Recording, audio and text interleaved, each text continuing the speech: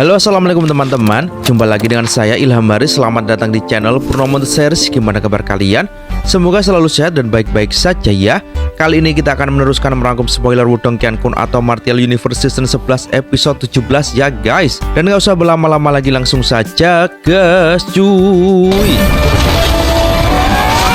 Di dalam istana Niwannya, setelah Lindong perlahan membuka matanya yang telah tertutup rapat selama 1 tahun, dunia luar yang liar dan kejam segera menjadi tenang. Tanpa sadar, halilintar yang menembus langit telah berubah menjadi sungai petir yang membentang di langit. Sementara itu, badai juga menjadi jauh lebih lembut dan berubah menjadi angin sepoi-sepoi.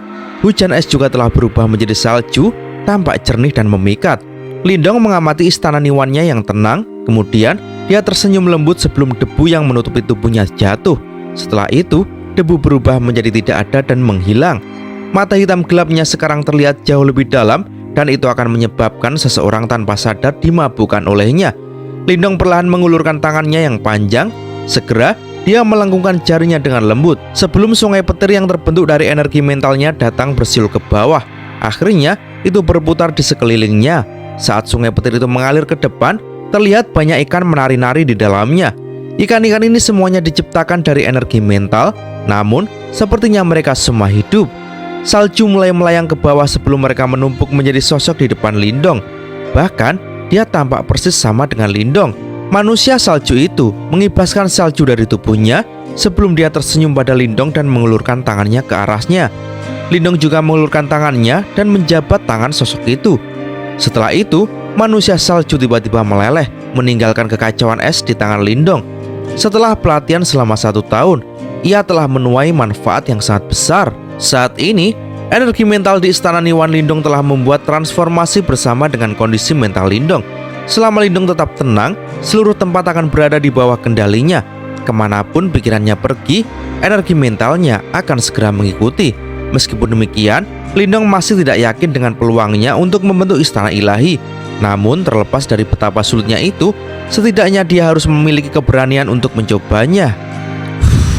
Lindong dengan lembut melepaskan nafas kabut putih.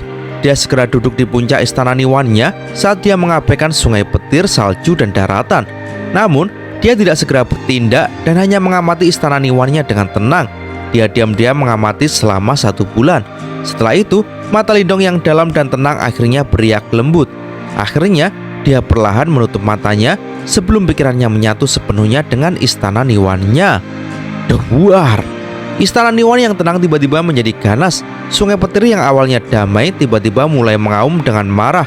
Badai dan hujan es terbentuk sekali lagi sebelum mereka mulai menari dengan liar. Lindong duduk diam di dalam badai. Lama kemudian, pikirannya bergerak sebelum dia dengan paksa menggabungkan naga petir, angin topan, dan hujan es bersama-sama. Blur. Energi mental yang liar dan kejam menyebar dengan cara yang tidak terkendali. Namun, tepat setelah garis samar istana terbentuk, energi mental yang liar dan kejam tidak lagi berada di bawah kendalinya karena mereka benar-benar meletus dan menghilang. Tubuh Lindong bergetar hebat saat ini, namun dia tidak ragu. Dia sekali lagi mengaktifkan energi mentalnya dalam upaya untuk mencoba dan membentuknya lagi. Duar! Tanpa diduga, energi mentalnya meledak sekali lagi. Ayo kita lanjutkan. Duar! Gagal! Duar! Di dalam istana Niwannya, Lindong terus-menerus menggerakkan energi mentalnya dan mencoba berulang kali untuk membentuk istana ilahi.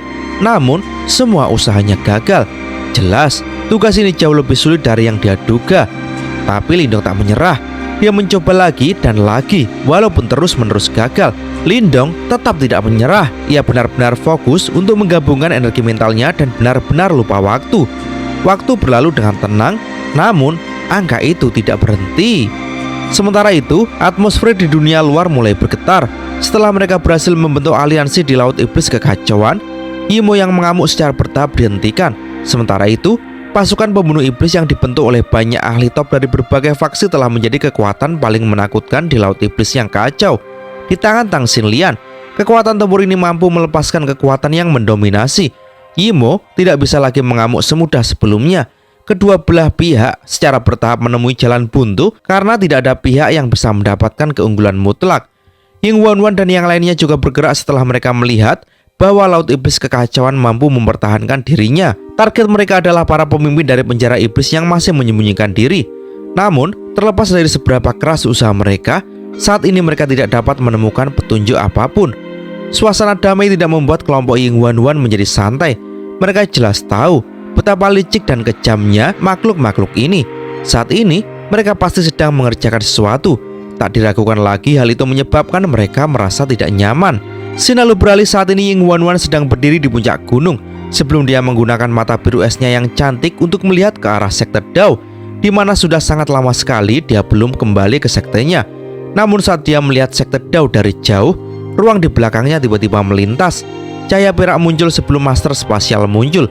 Setelah itu, dia memandang Ying Huan dan berkata dengan suara yang dalam, "Sesuatu telah terjadi." "Apa?" Ying Huan menoleh dan bertanya. "Sejumlah besar Yimo dan iblis di bawah kendali mereka telah muncul di wilayah iblis. Seluruh wilayah iblis terpengaruh," kata master spasial.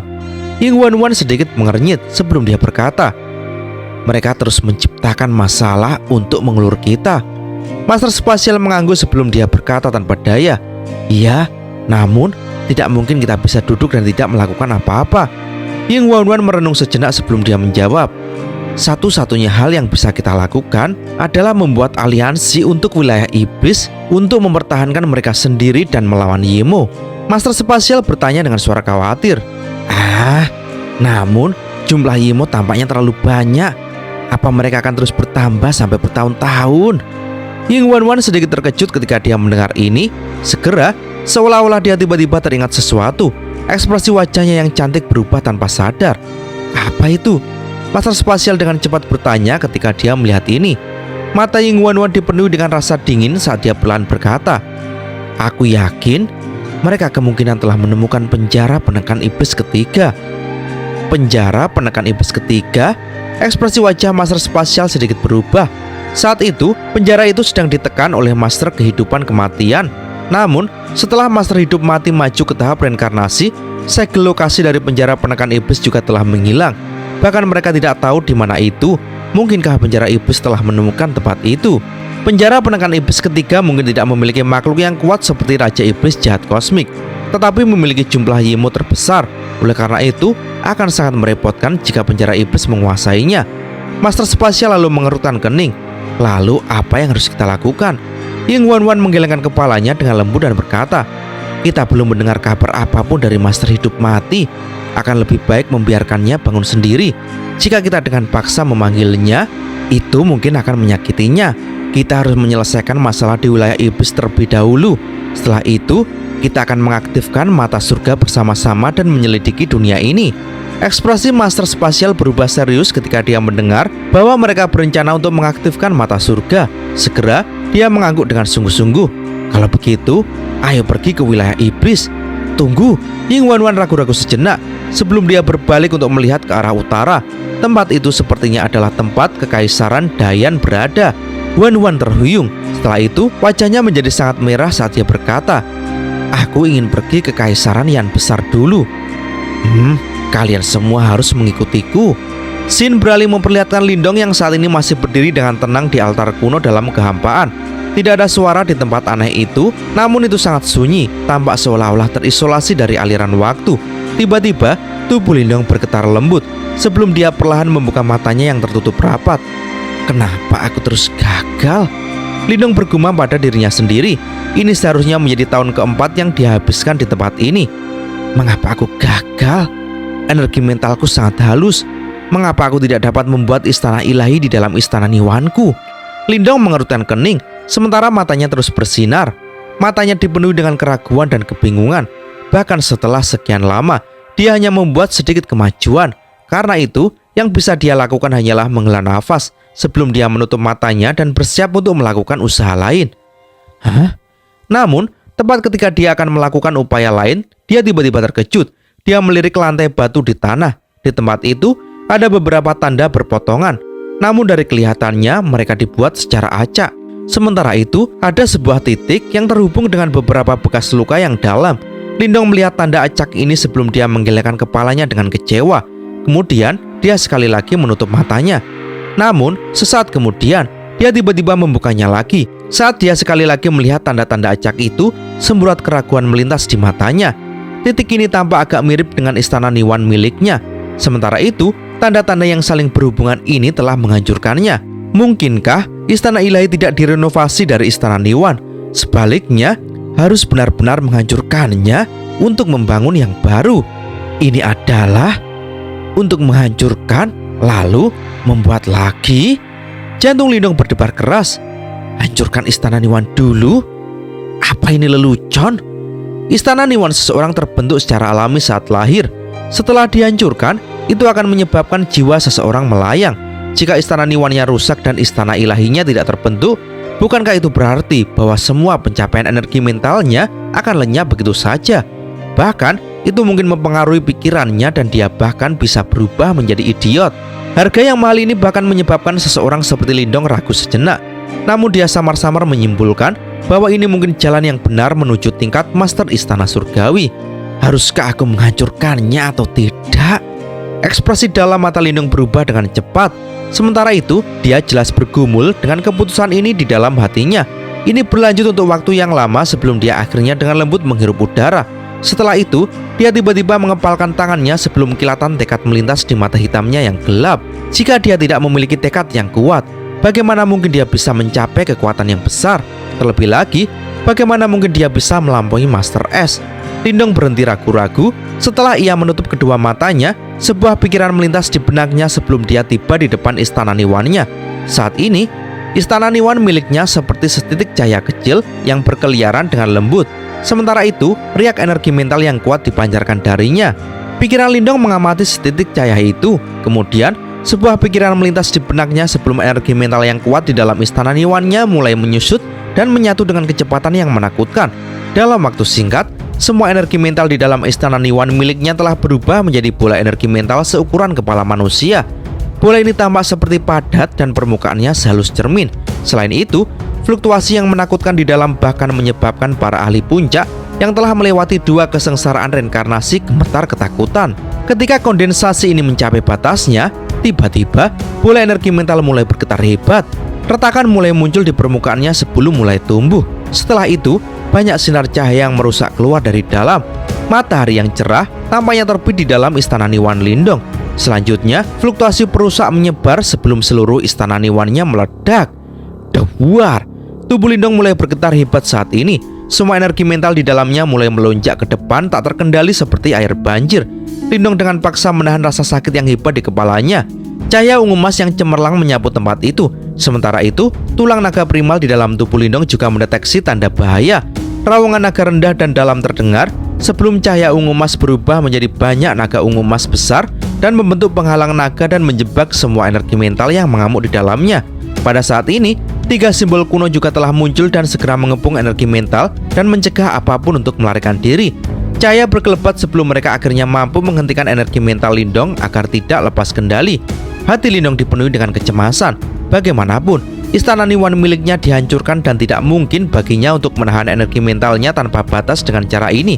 Oleh karena itu, jika dia tidak dapat membuat istana ilahi, dia akan kehilangan kendali atas energi mentalnya dan rohnya juga akan lenyap. Pada saat itu, dia akan menderita pukulan besar. Meskipun dalam kesulitan, Lindong adalah seseorang yang telah mengalami banyak situasi hidup dan mati. Karena itu dia tidak panik. Sebuah pikiran melintas di benaknya sebelum dia mulai menggerakkan energi mentalnya dan menggabungkannya bersama untuk membentuk istana ilahi seperti yang dia lakukan di dalam istana Niwannya sebelumnya. Energi mental yang luas dan perkasa melonjak. Setelah itu, mereka perlahan bergabung bersama. Lindong menggerakkan energi mentalnya dengan hati-hati. Ini jelas merupakan langkah besar dan dia harus membutuhkan cukup banyak waktu. Untungnya, Lindong berada di tempat latihan ini dan tidak ada yang akan mengganggunya di tempat seperti ini. Dalam sekejap mata, 2 bulan telah berlalu. Sementara itu, istana ilahinya secara bertahap mulai terbentuk. Istana ilahinya tinggi dan megah, perkasa dan megah. Bahkan itu tampak seperti rumah para dewa. Pikiran Lindong mengamati istana ilahi yang baru terbentuk ini. Kegembiraan liar tanpa sadar melonjak di dalam hatinya. Setelah itu, sebuah pikiran melintas di benaknya sebelum energi mentalnya yang besar dan perkasa mulai menyembur ke istana ilahinya seperti air banjir.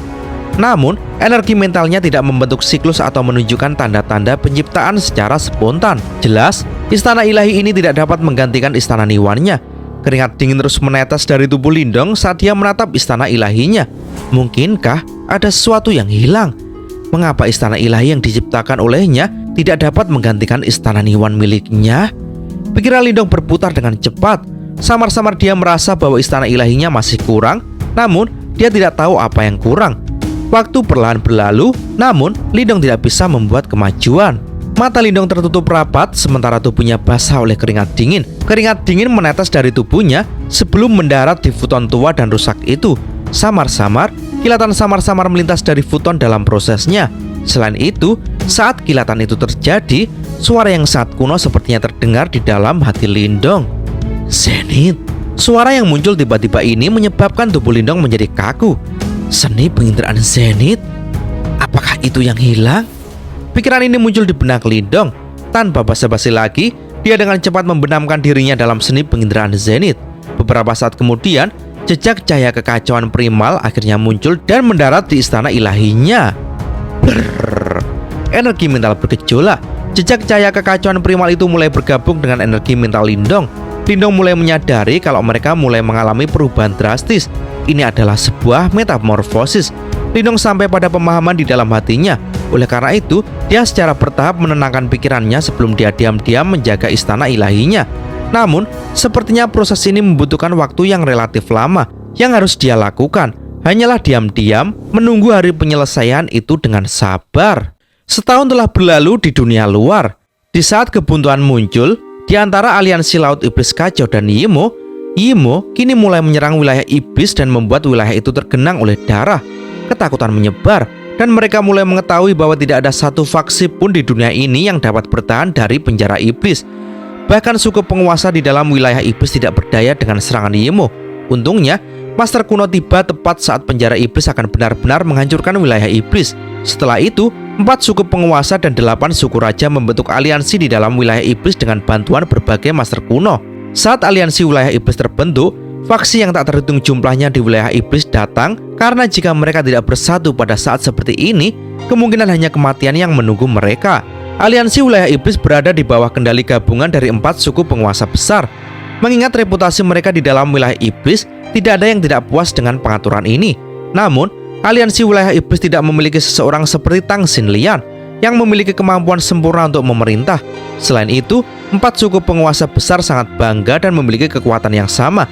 Oleh karena itu, ada beberapa perselisihan tentang otoritas dalam aliansi. Hal ini mengakibatkan aliansi di wilayah iblis menderita kekalahan berulang di bawah serangan penjara iblis di bulan pertama setelah dibentuk. Situasi ini jelas menyebabkan semua Master Kuno menjadi sangat marah. Mereka langsung memanggil para pemimpin suku dari 4 suku penguasa. Setelah serangkaian omelan dan tekanan, keempat suku penguasa tidak punya pilihan selain memilih seseorang yang benar-benar bisa memimpin kekuatan aliansi. Setelah beberapa kali seleksi, posisi ini akhirnya mendarat di suku Martin Iblis Surgawi. Pemimpin suku dari suku Martin Iblis Surgawi menyerahkan beban ini pada Martin kecil Xiao Diao. Para Master Kuno tidak keberatan dengan pilihan ini. Oleh karena itu, keputusan dibuat. Martin kecil Xiao De kini menjadi satu-satunya kepala aliansi dari aliansi wilayah iblis. Dengan konflik internal dalam aliansi dapat diselesaikan, akhirnya aliansi ini dapat menunjukkan semua kekuatannya. Martin juga menunjukkan kemampuan yang sangat luar biasa, meskipun dia lebih rendah jika dibandingkan dengan Tang Xinlian yang mampu dengan cepat mengaktifkan aliansi Laut Iblis Kekacauan untuk memblokir serangan penjara iblis. Aliansi wilayah iblis setidaknya mampu melawan penjara iblis dan tidak lagi menderita kerugian besar seperti sebelumnya. Pertarungan ini berlanjut selama sekitar setengah tahun atau lebih. Setelah itu, beberapa insiden mendadak menyebabkan kekuatan aliansi wilayah iblis melonjak. Salah satunya adalah kembalinya dan kemajuan ke tahap reinkarnasi dari individu kuat yang telah dipilih untuk pergi ke benteng leluhur.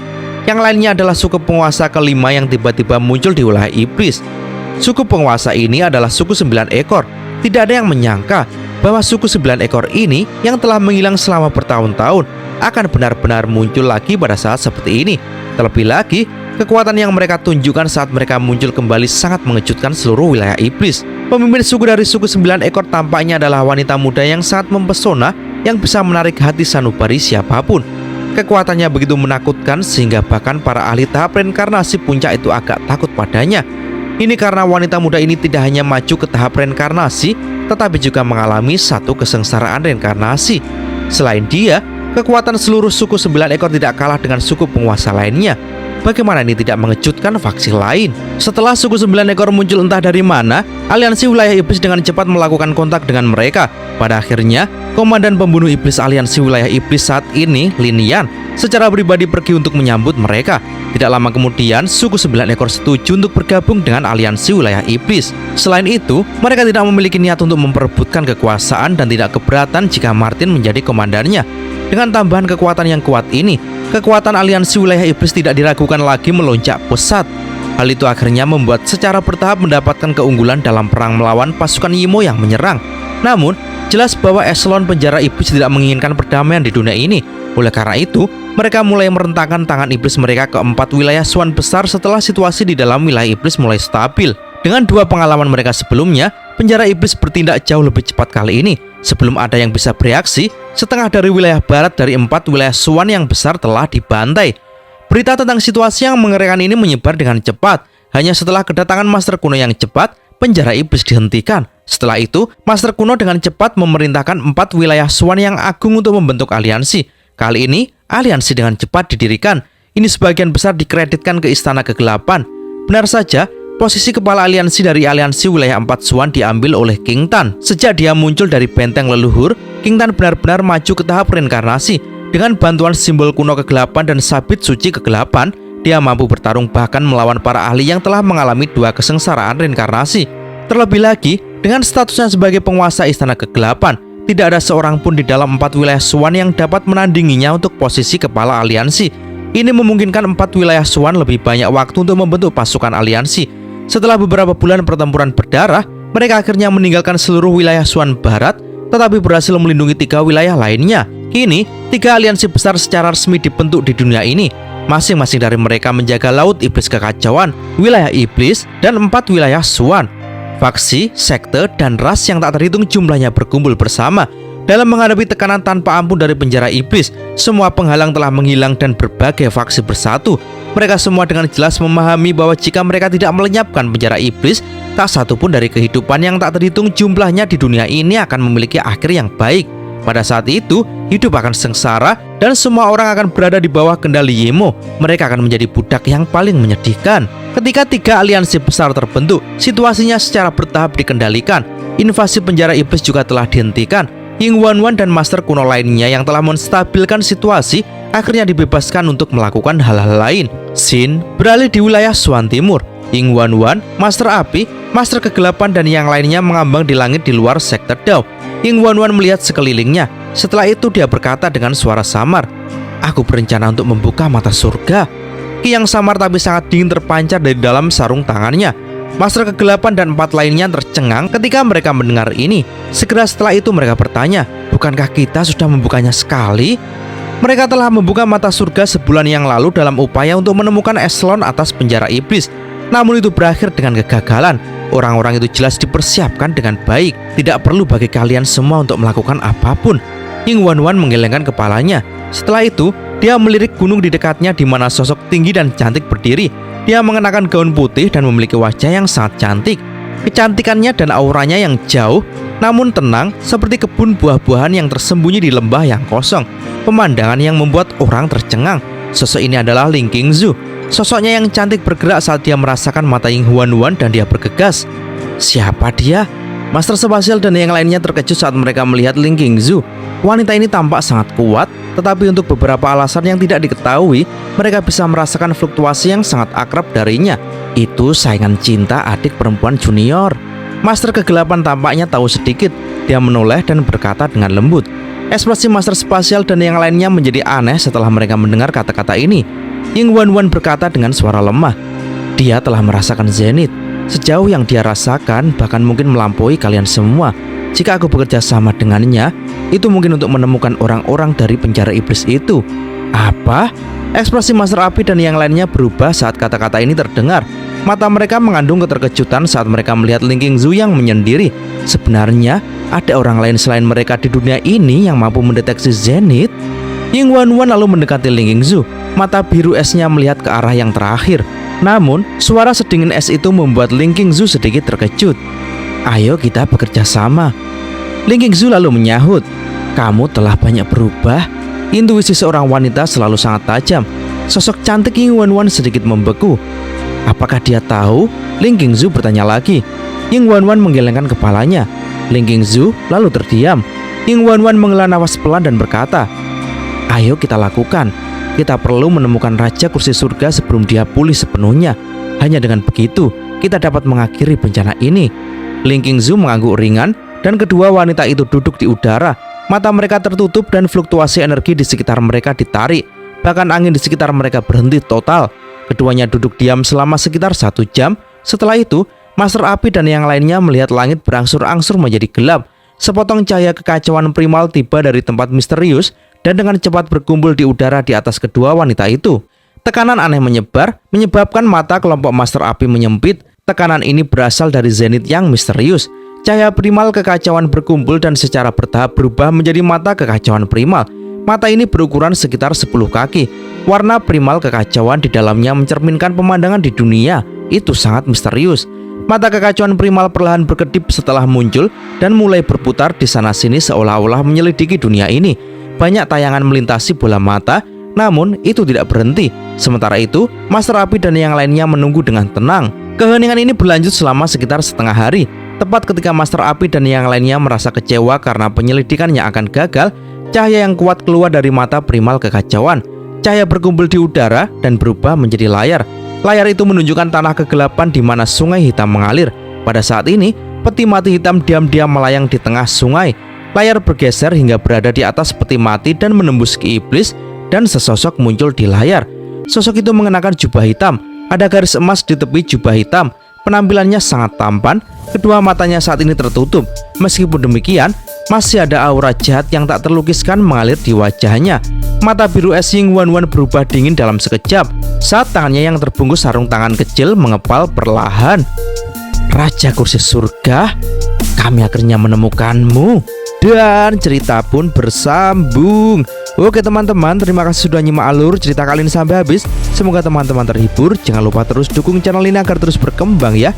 Dan sampai jumpa di episode selanjutnya. Assalamualaikum warahmatullahi wabarakatuh.